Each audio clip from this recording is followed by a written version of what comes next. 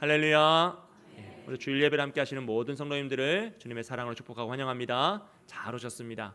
오늘 로마서 1장 18절에 32절 말씀을 통해서 복음과 실존이란 제목으로 함께 말씀의 은혜를 나누기 원합니다. 여러분, 우리가 읽은 본문의 말씀은 로마서 앞장 1장 1절에서 17절까지의 말씀, 지금까지 살펴본 모든 내용들에 대한 반응입니다. 참 복음이 좋은 거 알고 하나님의 능력인 거 알겠는데 그 복음이 나와 무슨 상관이냐? 나는 하나님도 모르겠고 복음도 모르겠고 사실 필요성도 못 느끼겠노라 라고 하면서 그 복음을 거부하는 사람들에게 하나님께서 허락하시는 그 진노가 무엇인지 그 말씀을 이제 선포하고 있는 것이죠. 내용을 살펴보면요, 1장 18절 말씀을 보시면 하나님의 진노가 불의로 진리를 막는 사람들의 모든 경건하지 않음과 불의에 대하여 하늘로부터 나타나나니라 그랬어요. 그러니까 주인공은 불의로 진리를 막는 사람들이죠. 복음을 거부하는 사람들입니다. 그들에게는 하나님의 진노가 임한다라고 하고 있습니다. 그러므로 18절에서 32절까지의 말씀은 복음을 거부하는 사람들을 향한 하나님의 진노의 말씀이다라고 우리가 해석할 수 있습니다. 그래서 하나님께서 왜 그들에게 진노하시느냐라는 걸 보면 19절부터 20절 말씀입니다. 우리 함께 읽습니다.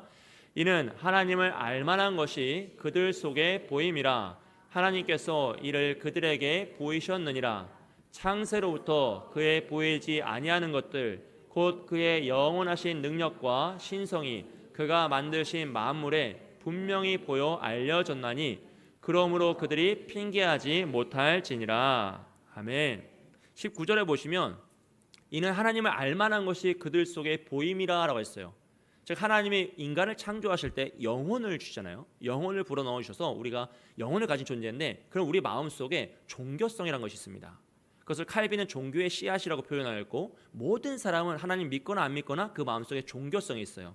그래서 인류가 문명이 발달한 모든 지역에는 샤머니즘 같은 자연숭배 사상, 우상숭배 문화가 있는 것도 이 종교성이고요. 오늘 나타나고 있는 진화론이나 무신론도 이 종교성에서 발현된 현상이라는 것이죠. 그리고 더 나아가서 20절에 보시면 창세로부터 그의 보이지 아니하는 것들 곧 그의 영원하신 능력과 신성, 하나님의 능력과 그 영화로우신 그 능력이 어디에 나타났냐? 그가 만드신 만물에 분명히 보여 알려졌나니라고 했어요. 하나님이 이 세상을 만드실 때 그냥 만드신 게 아니라 이 세상 자연 만물 속에 하나님의 영광을 심어 놓으셨다는 거예요. 그 모든 하나님의 영광을 다 나타내셨기 때문에 누구든지 사람을 보거나 자연 만물을 보면 아, 창조주가 있구나라는 것을 깨닫게 되는 겁니다. 이건 뭐 사람이 배워서 하는 게 아니라 마음속에 심겨진 종교성이기 때문에 누구나 다 그것을 알 수 있다라는 것이에요. 그러면 우리는 옆 사람을 보면서 누굴 봐야 됩니까? 하나님의 형상이 보여야 되는 거예요. 우리 옆에 계신 분들 한번 보면서 하나님의 형상이 보이시냐 한번 보십시오. 잘 보이십니까? 자세히 보셔야 돼요. 더 자세히 보시면 보여요. 이게 살에 파묻힌 게 아니에요. 다 볼 수 있습니다. 하나님의 형상이 우리 안에 다 나타나 있는, 이건 하나님의 창조의 원리니까요. 또 자연 만물을 보면서 어떻습니까? 아, 이것을 하나님이 만드셨구나. 하나님이 놀라운 자연을 만드셨구나 라는 창조주를 기억하는 것이 인간의 모습이다, 본질이다라는 것이죠. 하지만 그들은 어떠하냐면 악의적 의도성으로 이 진리를 거부한다라고 했어요. 21절부터 23절까지 말씀입니다. 하나님을 알되 이미 그 숨길 수 없는 진리를 알았음에도 불구하고 그들은 하나님을 영화롭게도 아니하며 감사하지도 아니하며 오히려 그 생각이 허망해지며 헛되고 망할 것으로 번질되고 또 미련한 마음이 어두워졌나니라 했습니다. 스스로 지혜 있다 하나 어리석게 되어 썩어지지 아니하는 하나님의 영광을 썩어질 사람과 새와 짐승과 기어다니는 동물 모양의 우상으로 바꾸었느니라 라고 말씀해요. 우리에게 심겨진 종교성으로 말미암아서 온 세상 자연 만물에 나타난 하나님의 영광으로 말미암아서 누구든지 하나님을 알 수 있는데 그것을 어떻게 한다고요? 거부한다. 의도적으로 거부하는 거죠. 여러분, 그래서 죄라는 것은요, 무지의 영역이 아니라 그 전에 의지적인 반역적인 왜곡된 지식입니다. 우리가 그것을 일부러 거절하는 거예요. 몰라서 못 믿었다, 아무도 알려주는 이가 없어서 못 믿었다가 아니라 나는 이미 알았으나 그것을 싫어서 다른 걸 선택했다가 바로 죄의 태도인 것이죠. 또한 죄는 단순한 일탈이 아니라 본질적인 가치의 전환이에요. 가치의 그 위치를 바꾸는 거죠. 하나님의 영화로우신 영광을 뭐로 바꿉니까? 사람의 모양, 새의 모양, 동물의 모양, 썩어질 우상으로 바꾸었다라고 했어요. 결국 이 죄라는 것은 하나님의 영광을 그 무엇인가 다른 것으로 바꾸는 작업이에요. 사실 우리의 삶에도 이 일들은 너무 쉽게 일어납니다.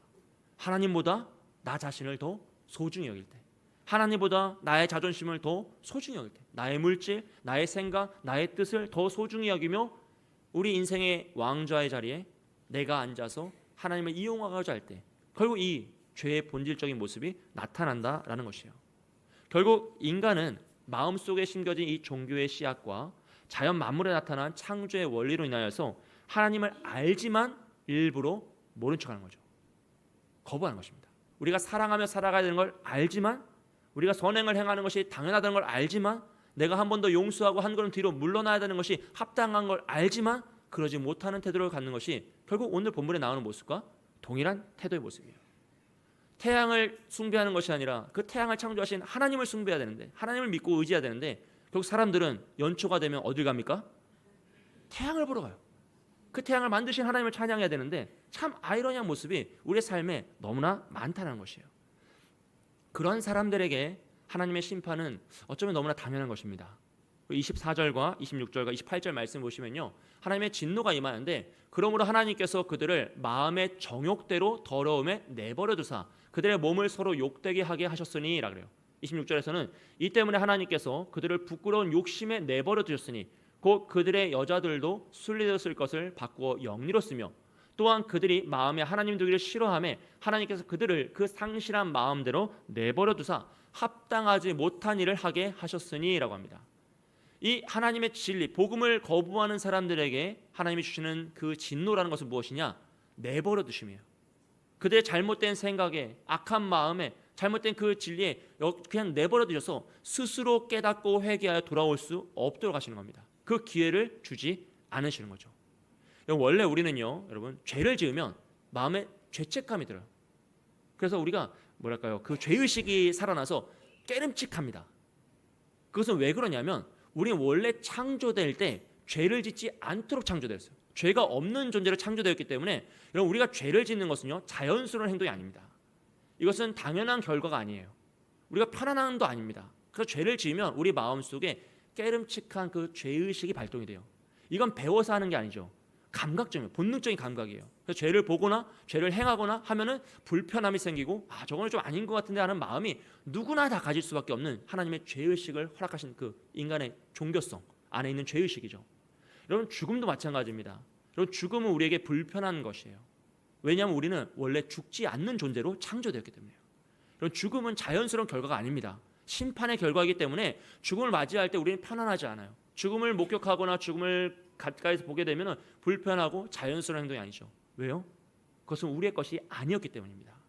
마찬가지로 죄의식이라는 것은 우리의 본능적인 감각으로 모든 사람이 가지고 있는 거예요. 그래서 나쁜 것을 보면 불편하고 좋은 것을 보면 기뻐하고, 이건 종교성을 가진 모든 사람의 특징이에요. 그런데 하나님께서 내어버려 두신 이 사람들, 하나님의 진노를 받은 사람들은 그 죄의식이 잠들어 버려요. 죄를 봐도 불편함이 없고 자신이 죄를 행해도 그것에 거리낌이 없습니다. 그러니 어떻게 됩니까? 더 많은 죄로 치달을 수밖에 없고 그것을 편안해하고 기뻐하며 즐거워하며 자연스럽게 죄에 물들어가는 삶을 살 수밖에 없는 것이죠. 그 내용이 26절부터 27절에서는요, 영리의 모습으로 주어지죠. 26절과 27절에서는 이제 동성애에 대한 이야기를 하면서 영리에 대한 부분을 이야기하시는데, 동성애 자체는 이미 뭐 말할 수 없는 죄예요. 그래서 뭐 변론의 가치가 없는 죄악입니다. 근데 이 말씀은 동성애에만 국한된 것이 아니에요. 우리의 모든 영역, 삶의 모든 영역에서 나타나는 영리의 문제를 다루는 것입니다.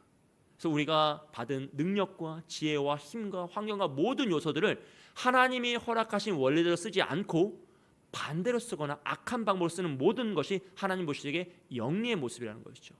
그리고 그런 영리로 살아가는 인생은 29절부터 31절까지 나타나는 타락의 모습이죠. 한번 말씀을 보세요. 끝없는 욕망과 악의적 의도성으로 가득한 삶이에요. 아름다운 것이 하나도 없고 좋을 것이 하나도 없는 정말 죄가 만연한 모습이 29절부터 31절까지 나타나는 인간의 모습입니다. 그리고 결정적으로 32절 절정인데요. 함께 읽겠습니다. 32절 말씀 함께 읽습니다. 그들이 이 같은 일을 행하는 자는 사형에 해당한다고 하나님께서 정하심을 알고도 자기들만 행할 뿐 아니라 또한 그런 일을 행하는 자들을 옳다 하느니라. 아멘. 여러분, 죄의 완성은요, 죄를 인정하고 죄를 기뻐하며 죄를 전하는 것이죠. 지금 불의로 진리를 막는 사람들은 이것이 죽음의 길이라는 걸 안다 그랬어요. 알매도 불구하고 그 진리를 거부함으로써 그것을 믿고 신뢰하고 전파하면서 또 심지어 그 일을 하는 사람들을 옳다라고 인정해주고 기뻐하며 즐거워하고 있다는 것입니다. 여러분, 결국 이 죄가 전파되고 확장되는 모습을 보여줘요. 마치 여자가 선악과 열매를 먹고 아담에게 주어서 함께 죄에 물드는 모습이죠. 결국 그들은 영적인 사망에 이릅니다. 그래서 어떠한 영적인 감각이 발현되지 않아요. 잠들어 있고 그 마음속에 죄책감이 느껴지지 않고 죄된 세상을 보아도 참 아름답다, 이 세상 참 살만하다라고 하면서 기뻐하는 삶을 사는 것이죠. 이런 내용을 살펴보면요, 하나님을 안 믿고 복음을 거부하는 이들은 몰라서 하나님을 못 찾는 것이 아니라 그것을 알매도 거부한다라는 것을 알 수 있어요. 그들의 마음속에 이미 하나님 종교의 씨앗을 심어주셔서 깨닫게 하셨고 자연 만물을 통하여서 다른 사람들을 통해서 하나님의 형상과 능력을 나타내셨습니다. 그래서 하나님은 그것을 스스로 거부하고 진리를 외면하는 자들에게 하나님의 진노를 내리시죠. 그 진노에선 스스로의 힘으로 인간의 능력과 지혜로 벗어날 수 없습니다. 어떠한 역전도 어떠한 희망과 소망도 나타나지 않는 것이죠. 오직 하나님의 심판 가운데 소망이 없는 자로서 살아있는 것처럼 보이나 완전히 죽어있는 영혼으로 살아갈 수밖에 없다라는 것이에요. 이것이 오늘 본문의 내용입니다. 이렇게 객관적인 내용을 살펴보았으니 우리가 이것을 해석하고 우리 삶에 적용을 해야 돼요. 근데 오늘 말씀은 해석할 것도 없고 적용할 게 없죠. 왜냐하면 나는 예수를 믿으니까요. 우리는 예수를 믿는 자들이니까 이 말씀은 마치 저 멀리 예수를 안 믿는 자의 말씀처럼 세상에서 심판받을 사람들의 모습인 것처럼 느껴질 때가 있다는 것이에요. 여러분, 성경에서 이런 내용들이 몇 번 더 있죠. 이렇게 심판에 대한 말씀을 여러분 우리가 읽고 접하고 들을 때마다 우리 마음속에는요, 이 말씀은 나를 위한 말씀이 아니라 심판받는 사람들을 위한 말씀이구나. 천만 다행이다. 나는 그들이 아니라서 정말 다행이다. 이 말씀은 나랑은 상관이 없고 저 세상에서 죄악된 삶을 살아가는 사람들의 말씀이구나 라는 착각을 가지며 살아가요. 정말 큰 고정관념이고 잘못된 착각이죠. 오늘 바울은요, 이 말씀을 통하여서 우리의 그런 고정관념, 자기 의를 완전히 부시고 깨트리고 우리 스스로의 실존을 직시하라라고 명령하고 있습니다. 여러분, 오늘 본문의 말씀은 겉으로만 보면 심판받는 불의한 자들을 향한 하나님의 심판의 말씀인 것처럼 느껴져요. 하지만 그 말씀의 문맥, 로마서의 전체 문맥을 살펴보면 이 말씀은 오늘 이 자리에 있는 우리나 그 불의한 자들이나 세상에 있는 불의한 자들이나 그 로마서를 받을 당시에는 율법을 가졌다 하며 의롭다 생각하는 유대인이나 죄악된 삶을 살아가는 이방인이나 모두가 다 하나님 앞에서 죄인된 실존이고 그 죄의 심판에서 벗어날 수 없다라는 것을 강력히 선언하고 있습니다. 그래서 성경은 언제나 우리의 의인됨을 주장하는 것이 아니라 우리의 죄인됨을 설명하죠. 의인은 없나니 아무도 없습니다. 모든 사람이 죄를 범하였음에 하나님의 영광에 이르지 못하니라. 결국 모든 사람은 오늘 우리가 이 자리에 앉아 있으나 세상에서 향락에 빠져 있으나 모두가 다 죄인일 뿐이다 라는 것이에요. 즉 우리 역시도 오늘 본문 속에 나타나는 이 불의한 자들과 본질적으로 다르지 않다는 것이에요. 다만 죄의 형태만 다를 뿐이에요. 여러분, 죄의 모습은 다 다르잖아요. 이들은 어떠합니까? 하나님을 거부하고 우상 숭배를 하며 이 세상의 향락과 죄악에 빠지며 영리로 살아가며 그것의 모습을 나타낼 뿐이죠. 오늘 우리는 어떻습니까? 우린 조금 더 고상하고 세련되게 자기 의로서 하나님의 말씀을 받지만 내가 마음에 드는 건 받고 마음에 안 드는 건 안 받고 하나님의 영광을 드러내는 척하지만 사실 나의 영광을 나타내길 원하고 내가 인정받기 원하고 나의 평판이 좋아지길 원하면서 그 세련된 모습으로 우린 죄악을 지으며 살아가더라는 것이에요. 결국 그들과 우리는 본질상 다르지 않습니다. 형태만 다를 뿐이지 죄의 본질은 다 하나님의 영광을 가리는 것이기 때문에 결국 다 동일한 죄 가운데 있다는 것이에요. 그래서 바울은 로마서 2장을 시작하면서 그러므로 남을 판단하는 사람아 라고 시작해요. 즉 이방인들을 정죄하고 이방인들을 판단하는 그 유대인들에게 동일한 죄가 동일한 심판이 임하고 있다라고 하면서 사실 2장에서는 더 심각하게 더 극악무도하게 그들의 심판을 선언하고 있습니다. 마찬가지로 우리는 복음의 의미를 받은 자, 미리 받은 자들로서 이 복음을 마치 내가 죽어서 천국에 가는 티켓 정도로 축소시킬 때가 있어요. 그리고 그 안에서 그래도 나는 천국 티켓을 받았다. 난 죽으면 천국 간다라는 마음으로 스스로를 안위하며 살아갈 때가 사실 있습니다.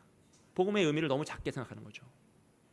하지만 여러분, 복음은 나는 그들과 다르다라는 나의 마음에 안정을 주는 그런 방패나 그런 티켓이 아니다라는 것이에요. 오히려 복음은 우리가 가지고 있는 모든 가면과 모든 방패를 다 깨트려 버리고요. 우리가 얼마나 큰 죄인인지, 우리가 얼마나 무력하고 절망에 빠져 있는 죄인인지를 다 드러냅니다. 왜냐하면 그 절망 속에서만 십자가의 은혜가 참된 복음으로 우리에게 전해지기 때문이에요. 그래서 바울은 오늘 말씀을 통해서 우리 모두가 그들과 동일한 죄인임을 폭로하며 우리 스스로 자신의 실존을 깨달아야 한다라는 것을 나타냅니다. 이것은 단순한 윤리적인 고발이나 죄의 목록이 아니에요. 우리를 구원하시는 십자가의 복음, 그 복음의 능력을 더 밝게 빛나게 하기 위해서 우리의 잘못을 더 첨예하게 깨닫게 하는 것이죠. 마치 밤이 어두우면 별이 더 빛나는 것처럼 우리가 죄를 더 많이 깨닫고 깨달을수록 주의 복음은 더 빛나고 영광스러울 줄 믿습니다. 그래서 죄가 더한 곳에 은혜가 더한다는 말씀이 결국 그런 것이죠.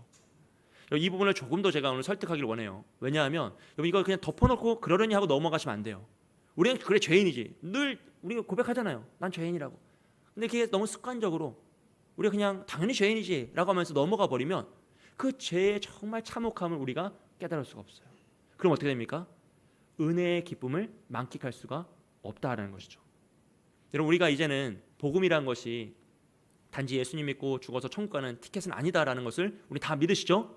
예, 그 영역은 당연히 하나님의 구원의 역사이지만 이 복음이라는 것은 더 넓고 큰 의미로 우리의 삶에 하나님의 나라가 임하는 것입니다.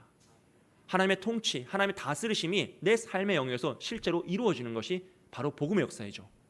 그렇다면 정말 우리가 복음을 받은 자들이라면 오늘 우리가 살아가고 있는 삶의 터전이요, 우리의 가정, 우리의 교회, 우리의 공동체, 우리가 속해 있는 직장이나 삶의 모든 터전에서 하나님의 통치가 이루어져야 되는 거예요. 모든 문제와 모든 선택의 순간 하나님의 뜻이 하늘에서 이루어졌던 것처럼 나의 삶에서도 그 문제 속에서도 이루어져야 한다는 것이죠. 그것이 바로 복음을 받은 자로서 하나님의 나라를 살아가는 성도의 삶입니다. 나의 힘과 지혜와 능력과 모든 것들을 사용하는 그 기준이 오직 복음으로 해석되는 것이죠.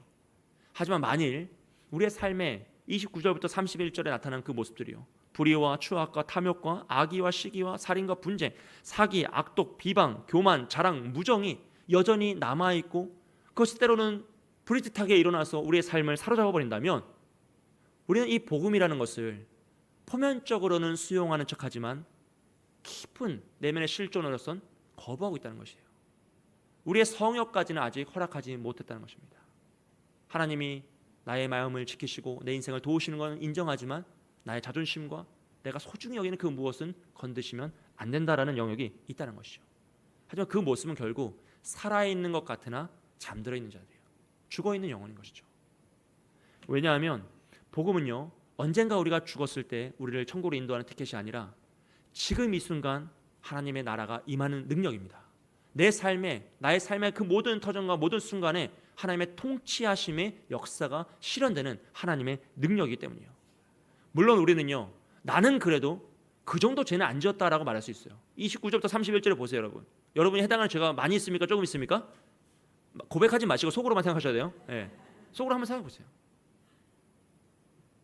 사실 우리가 무슨 그렇게 큰 죄를 지었겠습니까? 나는 그래도 중요한 거 많이 지켰다. 주일 성수도 지켰고 봉사도 했고 헌금도 하고 직분도 받았고 최소한 내가 할 도리는 다 해놓으라라고 생각할 수 있어요. 또 아니면 나는 그들보다는 다르고 그런 죄악에 나는 참여하지 않았다. 더 나쁜 짓 하는 사람 많았는데 나는 거기에 동참하지 않았다라고 스스로를 변론할 수 있습니다. 하지만 여러분, 성경은 아담 이후의 모든 사람을 다 보편적 죄인으로 칭하죠. 의인은 없나니 아무도 없습니다. 우린 다 죄인인 거예요. 왜냐하면 죄의 형태는 다양하지만 죄의 본질은 결국 하나님의 영광을 가리는 것이에요. 우린 단지 도덕적으로 내가 조금 더 우월하다, 저보다 낫다라는 마음으로 죄에서 자유할 수가 없다는 것이죠. 그리고 더 나아가서요, 공동체 안에 있는 죄는 모든 공동체의 책임입니다. 우리 공동체에 무정함과 무자비함이 있다면 그것을 방치하고 무관심했던, 심지어 그 문화를 소비했던 우리 모두의 책임인 거예요. 그 누구도 자유할 수가 없죠. 우리나라에 있는 이 만연한 죄악의 모습은 누구의 책임입니까? 다 우리 책임이에요. 우리 책임이에요. 우리가 우리 믿음의 자녀들에게 미안해야 될 태도인 거죠. 우리가 방임하였고 방치하였고 타협하였고 심지어 그것을 수용하며 이용했기 때문에 오늘 이렇게 죄악된 문화가 나타날 수 있는 거죠. 여러분, 우리는 아무도 자유할 수 없습니다. 우리 가정에 있는 죄악된 문화요, 우리 직장에 있는 잘못된 문화들이요, 우리 삶의 울타리에 있는, 우리 교회에 있는 잘못된 모습들은 다 우리의 책임이에요. 우리가 타협하였고 그것을 사용하였기 때문입니다. 그러므로 오늘 본문에 나오는 불의한 자들의 이야기는 저 세상 너머에 있는 저 악한 자들, 죽어 마땅한 자들의 이야기가 아니라 바로 오늘 여기에 있는 우리의 이야기인 줄 믿습니다. 저와 여러분의 이야기인 거죠. 그래서 오늘 말씀의 핵심은요, 아주 단순한 질문이에요. 성경에 있는 이런 내용들을, 이런 말씀들을 접할 때마다 우리의 마음속에 그래도 나는 아니라서 다행이다, 나는 예수님 믿고 이런 심판 안 받아서 다행이다라고 우리가 느끼는지, 아니면 이런 말씀 속에서 나의 모습이 있고 나의 가정의 모습이 있고 내 삶의 태도가 있어서 너무나 안타까운 마음으로 이 말씀을 바라보는지 우리의 마음을 되돌아보라는 것이에요. 여러분, 오늘 우리가 더욱더 진지하고 정직하게 우리의 실존을 바라보며 우리의 마음을 되돌아보길 소원합니다. 오직 이 마음을 인정하며 나아갈 때, 정말 내가 죄인 된 것을 깨달으며 나아갈 때만 우리는 복음의 은혜로 더욱더 나아갈 수 있어요. 왜냐하면 나는 다르다라는 마음에는 복음이 들어갈 자리가 없어요. 복음이 역사할 힘이 없습니다. 오직 나는 안 되는구나라는 자기 부인의 마음속에만 복음의 능력이 임하고 복음이 그 자리에 꽃을 피워서 하나님의 역사로 함께 나아가는 것이죠. 여러분, 그렇다면 바울은 왜 이렇게까지 우리의 죄를 다 낱낱이 다 드러내는 것일까요? 바울의 의도가 무엇일까요? 이 질문이 이 말씀을 잘 해석하고 우리의 삶에 적용할 수 있는 방법이거든요. 바울이 원하는 건 도대체 뭐기에 이렇게 우리의 죄를 막 폭로하고 있습니까? 사실 로마서 1장이잖아요. 바울은 로마에 가본 적도 없고 로마 성도를 만난 적도 없잖아요. 그러면 그들을 위로하고 격려하고 칭찬해도 마땅한데 굳이 이렇게까지 막 죄악을 다 드러내면서 이 서신서 돌려보면 다 모든 사람이 다 봐야 되는데 이걸 다 이렇게 선포하면서 우리의 죄를 왜 이렇게까지 불편하게 다 폭로하는 것일까라는 것이에요. 여러분, 하나님이 우리를 책망하실 때가 있습니다. 우리가 잘못하면 심판하실 때도 있고 죄를 깨닫게 하시려고 정말 우리를 몰아가실 때가 있어요. 하지만 그 심판의 목적은 무엇입니까? 우리를 멸망시킴이 아니라 우리가 회개하고 회복하기를 원하시는 하나님의 마음이죠. 마찬가지로 바울이 이렇게 우리의 죄를 낱낱이 폭로하면서 우리를 죄악으로 끌어넣고 정말 절망으로 우리를 밀어넣는 것은 우리를 멸망시키기 위함이 아니라, 낙심하여 좌절하게 하기 위함이 아니라 그 절망 속에서 다시 복음의 빛을 붙잡고 나아오고 회복하기를 위함이다라는 것이에요. 이것을 우리가 깨닫기 위해서는 로마서 1장의 구조를 좀 살펴보아야 되는데요. 여러분, 원래 논리라는 건 상대방의 잘못을 지적하고 그것을 깨닫게 하고 그 문제를 해결할 수 있는 대안을 제시하는 게 훨씬 더 효과적인 거죠. 그런데 바울은 복음을 먼저 제시하고 우리의 죄악을 다 설명하고 있어요. 그래서 뭐하냐 하면 이 죄악된 이 우리의 잘못을 깨닫고 절망에 빠지지만 그 절망 속에서 뭘 붙잡고 나오라는 것입니까? 먼저 제시한 복음을 붙잡고 나오라는 것이에요. 이건 마치 시험을 보는데 먼저 정답을 알려주고 그 위에 도무지 어려워서 풀 수 없는 문제를 제공하는 것과 마찬가지입니다. 사실 바울이 당시에 이제 로마에서 사용하던 수사학적 방법 중에 하나인데요. 먼저 말을 하는 자가 목적을 먼저 제시하는 거예요. 그럼 그 이후에 나타나는 모든 말들은 그 처음 제시한 목적으로 해석을 하라라는 것을 나타냅니다. 즉 바울이 1장 1절에서 17절까지 복음의 능력을 다 선언했던 것은 그 이후에 나타나는 모든 이야기들은 오직 복음으로 해석해야 된다라는 것을 이야기해요. 우리의 죄도 복음으로 해석하고 우리의 자격도 복음으로 해석하고 우리의 삶도 복음으로 해석하고 로마서 나머지 모든 내용을 오직 복음으로 다 해석해야 된다라는 것을 구조적으로 설명하고 있는 것이죠. 그리고 더 나아가서 복음을 먼저 제시했다라는 것은 이 구원의 역사가, 복음의 역사가 우리의 능력과 지혜로는 아무 상관이 없다는 거죠. 먼저 하나님의 역사하신, 선행하신 능력입니다. 창세 전부터 우리를 예비하시고 구별하신 하나님 복음의 역사가 결국 우리의 인생을 이끌어갈 것이고 그 죄 가운데 있는 우리를 찾아올 것이고 우리를 변화시킬 거다라는 그 구조를 보여주는 것이죠. 결국 모든 것이 다 하나님의 은혜다라는 것입니다. 그러므로 오늘 우리는 이 말씀 앞에서 우리의 실존을 깨달아야 합니다. 죄의 정죄와 아픔이 찾아올 때요, 여러분 그것을 외면하시거나 거부하시면 안 돼요. 그러려니 하면서 또 넘어가면 안 됩니다. 우리는 우리의 죄를 인정해야 됩니다. 29절부터 31절에 나오는 우리의 모습을 인정해야 돼요.